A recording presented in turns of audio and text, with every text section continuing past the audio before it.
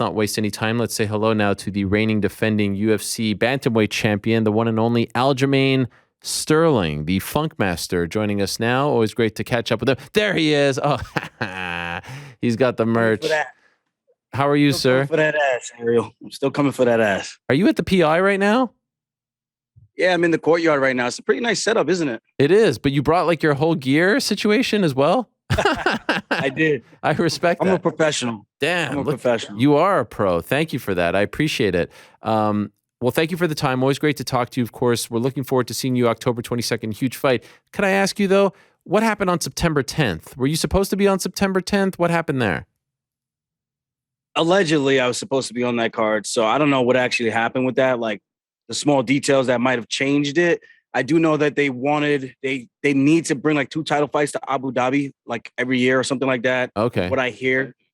So maybe because I didn't fight there last year, they decided to put me on that card this year, maybe as a punishment. I don't know, but I'm actually excited to go. So this will be my first time fighting overseas, So I'm looking forward to it. And they don't charge taxes. So what's better than that? That is good. That is. Now, what about the extra month and a half?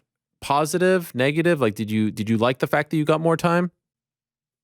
It has pros and cons. I think it worked out that it gave me more time to heal up like the little small injuries that I had still lingering from the last fight and even before that, So I think that helped out, and I got to focus more on Marab and his fight than trying to juggle my own training camp and worrying about me while still trying to help him as best as I can.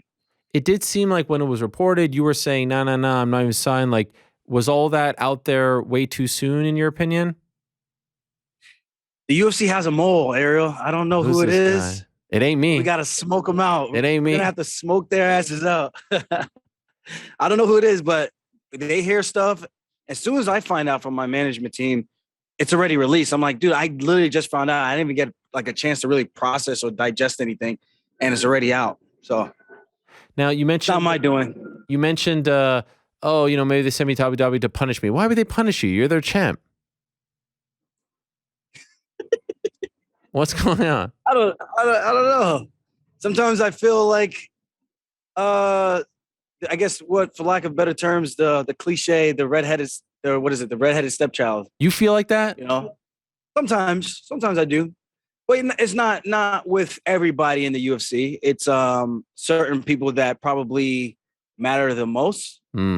So I guess it's not always the best feeling to be on that side, but I mean, I roll with the punches. I'm going to do me no matter what, but I just don't feel like I get the push like maybe some others do, or maybe I'm just in my own head, but no, whatever. I do think there's something to that. I do have to give you a ton of respect, as I've said, even with you not on the show.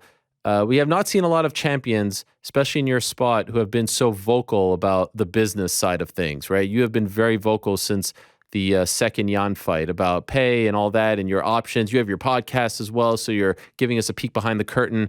Could you explain why you feel comfortable doing that and why you do it? Well, for one, it's public information. I know a lot of those things have changed with the commissions. I was corrected when I posted that Florida Commission no longer reveals fighter pay and that type of thing. So for the most part, it has been public information. Like it's really just a Google search away. So it's not like this information is like hidden from everybody. And it's very annoying when you hear fans and not even fans, like even friends and family that kind of talk about things that they have no fucking idea what they're talking about. They think they know what they're talking about. And it's so annoying when they think, oh no, you could just negotiate a better deal. Oh no, you can get that taken care of, no problem. Like, dude, it does not work like that. What fantasy land do you live in that you think that we have all these perks? Like the biggest perk that we have is that we fight on this platform and we have an opportunity to market ourselves. And I think I'm grateful for that. We have 10 million plus people that we can reach out to with the UFC network. And I'm probably underplaying that. And that gives us an opportunity to catapult ourselves in a different way, although we're not making the coin that the NFL, the MLB players, and those type of leagues make. But we have opportunity to try to capitalize on that. The only difference is those sports don't have to do that. They're just taken care of. We have to try to use this platform to try to elevate ourselves to a appeal to the masses in order to help make that extra money. And that's the only difference. Other than that, I make good money. I can't complain. You know, I could be doing something else that's not as fun. So get to travel the world, punch people in the face for money, have people doubt you, have people believe in you. What's better than that? You know, so that's really all it is for me. I appreciate that candor. I know the media does. The fans probably do to a degree. Do you feel though that it bites you in the ass? Like do you feel like there are repercussions for being this open? Maybe. I mean, if you were to ask the brass, they probably would say no. But then again, I don't know. I'm just kind of just here, just rolling with the punches, you know. So that's the best way I can put that. But it's hard for me to know what these guys are really thinking. I don't think none of us really know what they're actually thinking in terms of like the upper echelons of the UFC. And the only thing you could try to hope for is that, you know, they like you and you're in the good graces, and that's really all there is to it. I mean, do your job. Hopefully you do it well, and hopefully you get rewarded handsomely for it. And yeah, another thing, people think that just because you're on the pay-per-view, you make a ton of money. Just because you're on a pay-per-view does not mean you even get pay-per-view points. You have to be a champion to get points. Right. So it's just like when I hear these things, it just kind of like I can sit there and just ignore it. But I'm just like, man, you guys just have no freaking idea. Just no clue whatsoever. And speaking of, like, even like using the platform, like, you know, I'm still in the process of trying to launch a rum company, and I'm still trying to find help with that, with like a distillery and things like that. Hopefully in Jamaica, just to kind of tie into my heritage and my roots. But if not, that's again, just using the platform that the UFC has given me to try to see who I can find and build a relationship with that's good people and they do honest business and that type of thing that could have the same type of moral principles that I have, you know. So that's pretty much what I use the platform for, to just try to elevate myself, because eventually the music is going to stop, and I got to find some type of, I don't want to say backup plan, but something that I could do that I'm going to enjoy doing when I'm done fighting. And just curious, I mean, you're in Vegas now, you live in Vegas. Can you not set up a meeting to maybe have these conversations with the quote unquote brass, clear the air? I mean, you're one of 10 male champions on the roster. Is this something you want to do, have tried to do, are interested in doing? I'm trying. I'm working on it. Come on, working on it. You want me to call them right now? I'll get them on the phone right now. We'll have a three-way. I don't. You sure they're going to pick up for you? No, probably not. If I'm being honest. We're probably in the same category. Yeah, this all sounds very familiar. Yeah, but and on a serious note, I've been trying. I know the guys are busy. You know, the world doesn't just stop for me. But hopefully we get things figured out and kind of just figure out the working relationship. Because at the end of the day, we're all business partners. I want to help them make money. I want them to help me make money. And I think that's the best way you can look at a relationship like that. Last thing on all of this, just curious, since, you know, we last spoke around the time that you beat Yan in April, do you feel any better about your spot in the company, or is it the same? Is it worse? How would you describe, you know, last few months for you? Oh, it's night and day. I mean, I feel like people use that one performance and held it against me with everything I've done to even get here. I'm like, dude, you guys do realize I'm tied for the second most UFC bantamweight wins. Like, how are you guys making it seem like that one hiccup? And I explained what happened time and time again. And you almost feel like when you're walking around, like people will look at you like, yeah, he's champ, but he's like there's a little asterisk next to it kind of thing. I'm just like, you guys, I guess I just got to show what I can do and just remind the world kind of thing. So I guess that's the only way I can really put that.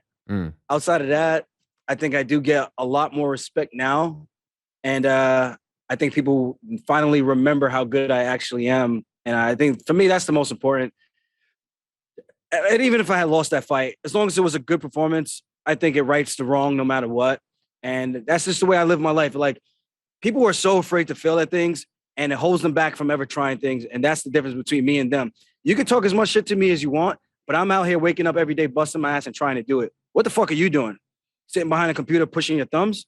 I mean, let's be honest here, you know? So anyone who can get up and actually chase a dream, chase a goal, more power to you, and much success to you. And I hope you get everything that you desire on this earth, you know? I can respect anybody trying to do that, even if it's in the same weight class, because we all have the same goal. We all want the same thing. And it's may the best man win. So I'm just happy I got the win. Of course, that's always better than the loss, and things worked out for me. So here I am enjoying the spoils of my labors and taking it all in.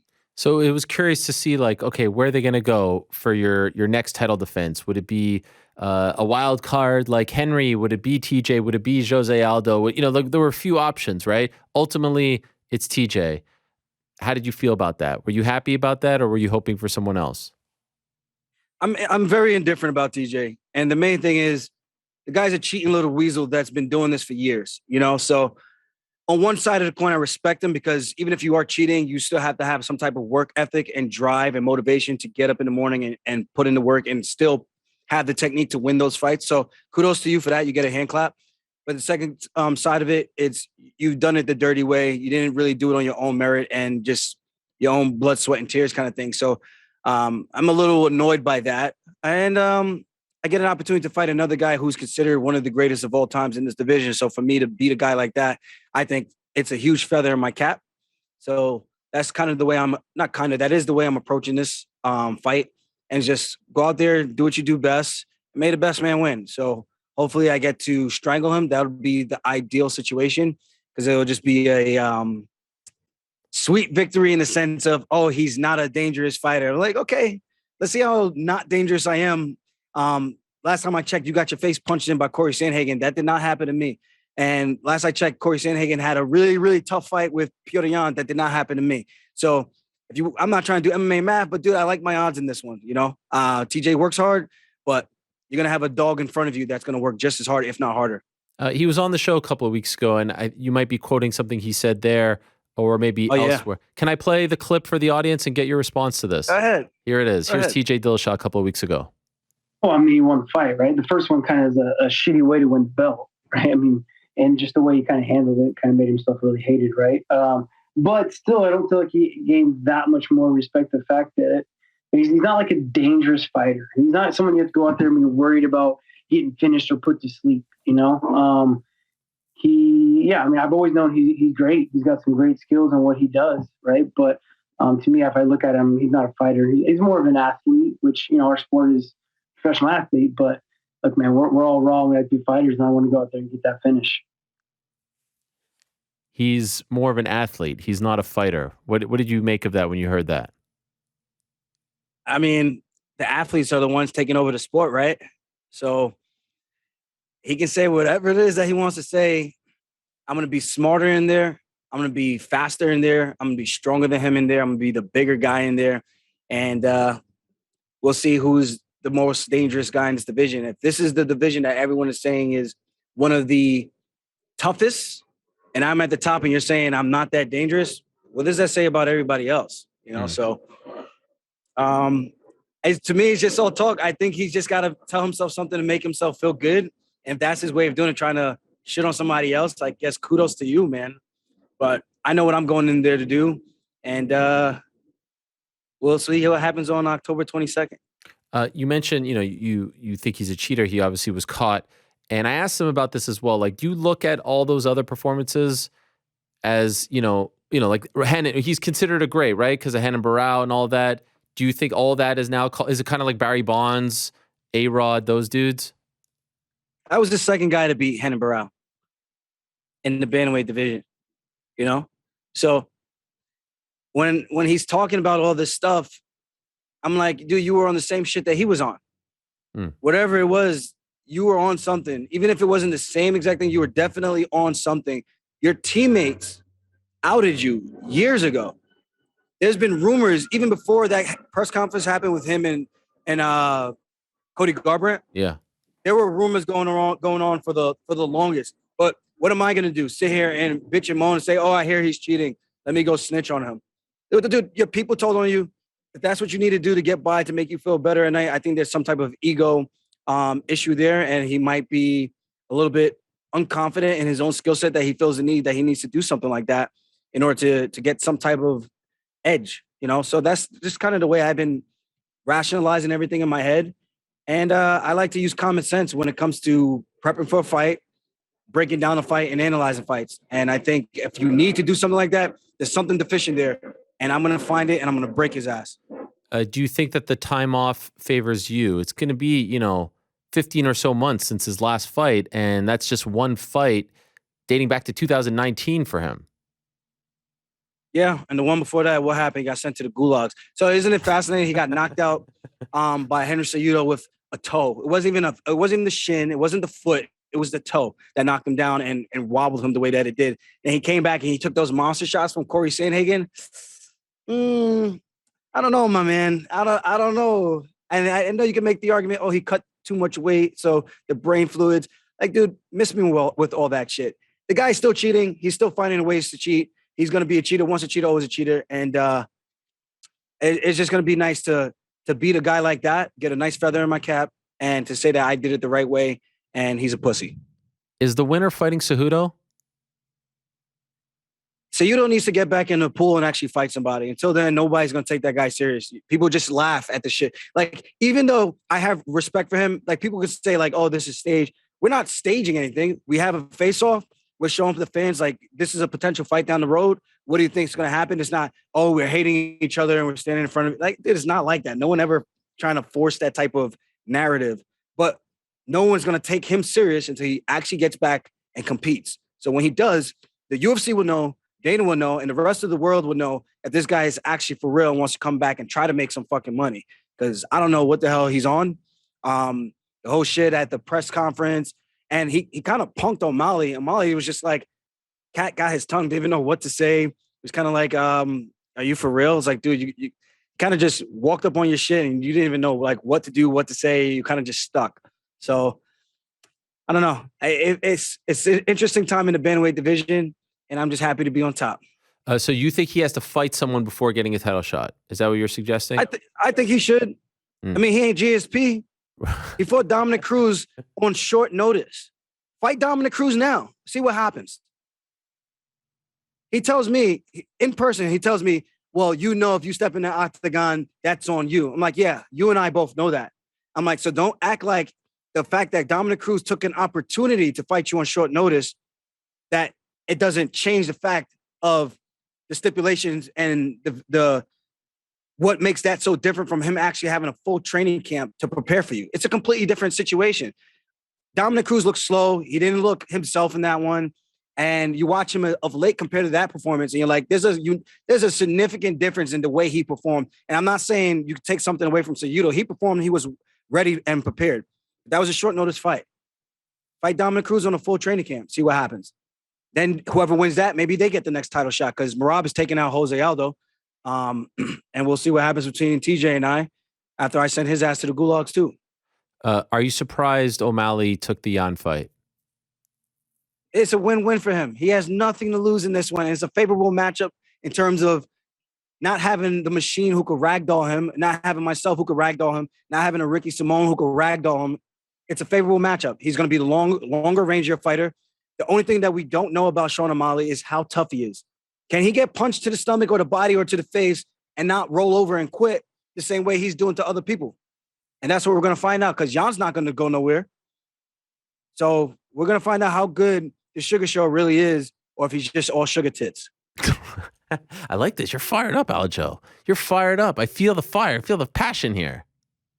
I'm a passionate guy. I know that. I love what I do. No, it's great. This is good. We need this out of the champ. We need there's a litany of huge bantamweight fights coming up in the next 2 months, culminating with yours. And you kind of have a connection to all the guys, which is fun. So can I ask you for some picks here? They call me Daddy, Ariel. They call me Daddy. Can I ask you for some picks? O'Malley, Yan. I got Yan. You got Yan? Interesting. You think it's close? I think it'll be an interesting fight, but I think the pressure of Yan, and I think the mental toughness and the toughness. Again, I'm not saying O'Malley's not tough. We just haven't seen it. And the one time the tough got going for him was against Cheeto. And what the fuck did he do? He rolled over. So, and obviously he's on one leg. Cejudo had the same thing. There's multiple people who had the same thing, but they didn't just roll over like the way he did. So that leaves me with question marks for him. Questions that have to be answered. Corey Sandhagen, Song Yadong. I'm leaning towards Sandhagen. I don't think he's going to get hit with those monster shots that he's been hitting these other guys with. And I think he lost that fight to Cody Stamann. Close, but I think he lost that one. Okay. Cheeto Cruz coming up this weekend. What a fight. This one is a tough one for me to really pick because I think Cheeto's been looking better, but I don't think his technique is the greatest. He's just a dog. You know, he's not going to quit, and that's what I'm talking about having heart. He's not going to quit, but his technique is not as clean, and I think that leaves room for a technician like Dominic Cruz to get the job done. So with that being said, I have to lean on the side of Dominic Cruz. Really? Wow. Cruz decision? Yeah. I think Cruz by decision. I just think of late, Cruz has looked like the Cruz of old. Even though he got dropped twice by Pedro, came back, and it's like it woke him up, and he was able to style on him for the rest of the 10 minutes of the fight and looked good doing it. It wasn't like he just eked out a decision. He looked good doing it. And I think he's gotten better with being able to be more active, if that makes sense. What about next weekend? Will you be there in Salt Lake? Your boy, Merab. I'm going to be. Yeah? Yep. I'm going to be there watching. I think I'm in the corner. I think so. So either way, corner, in the crowd, you're going to be hearing me no matter what. And I'm excited for that one because Merab's one of the hardest workers I know, one of the nicest guys on the planet. And good things happen for good people. So I'm excited for that opportunity for him. Man, I'm very happy that he's getting it. I know he was frustrated. Historically, Aldo does pretty well against wrestlers, right? I don't think he gets enough credit for that. What do you think? What do you think in terms of how this fight plays out? I mean, obviously, that's your boy. You're not going to pick against him. I'm not dumb to think that. But how do you feel as far as how it plays out? I think in the early goings, Aldo might come out really, really strong. He's going to be strong at the hips. I think Merab's pressure and tempo, he's going to be hard to predict what he's going to do. And then him tying him up with the shots, making him work in the clinch. I think he avoids the big punches. Don't stay on the end of his punches. I think it's a good night for Merab, bad night for Aldo. We are getting close to that moment, right? He beats Merab, you beat TJ. We're getting close to that moment you guys have been talking about for like a year or so now. Have you had the conversation? Or no need? I mean, we've talked about it here and there, but nothing like in depth. At the end of the day, we got to both do our jobs, and we're gonna have it's gonna be a good problem for us to both have. So that's kind of the way we've both been looking at it. So, I want him to become a world champion. I want to be a world champion, which I've accomplished. Checked it off the bucket list. Life goes on. There's so many other things I could do, and there's a bunch of different opportunities for myself as well. So we'll just see what's the best moving pieces for the two of us and kind of just go about it like that. I think for right now, focus on him getting the job done, getting the weight off, rehydrating the right way, and being mentally prepared for fighting a legend of the sport in Jose Aldo. It's wild, man. I'm fighting a legend. He's fighting a legend. It's good times. Yes. Good times for New York, good times for Jamaica, good times for Georgia. But wait a second. You would leave? It sounds like you're saying you would leave. What? I'm not giving a definitive answer of what I'm going to do. It just depends on how things play out. Okay. We both get our hands raised. That's a good problem to have. Any scenario in the world you fight each other? Just as boys, let's make some money. Like, is there any way in the world? Not that I know of. Okay. At least what they're paying us to ruin a friendship like that. You think it ruins the friendship? 100%. Yeah. People can say whatever they want, business and pleasure. Shut up. Shut up. You don't know what you're talking about. Just shut up. Fair enough. Can I ask, by the way, I mean, your friend, your mentor, coach, Matt Serra, Ray Longo, they have tremendous relationships with Dana and whatnot. Do they try to give you advice on how to, get the love, how to get the push? Because I have to say, like, you're breaking down the fights here. And I was just thinking, because we just had Anthony Smith on, I was like, why isn't he on the desk? Why don't we see you for one of these bantamweight fights? Like, why aren't you doing the desk this weekend? It's Cheeto, it's Cruz. Like, you know what I'm saying? I think it might be too last minute for this weekend, but I am going to be doing Song Yadong versus Hagen. So I'll be out doing for that one. Yeah, because I think that one's going to be in Vegas, so I'll be here. Okay. Wait, have you done it before? Yeah, I've done one for Fox. I've done one for Fox. I've done two for ESPN. Okay. Yeah, I done it when I was fighting Brian Caraway. So the layup that the UFC gave me was the Caraway fight. That was the layup. And then that was supposed to be the slam dunk. And then I was supposed to talk my shit on the mic. And then the following week, it was Cruz versus Faber. And then insert myself into that title shot conversation. but I lost. Ah, But I lost. but you're doing all right now. Everything's okay. Yeah.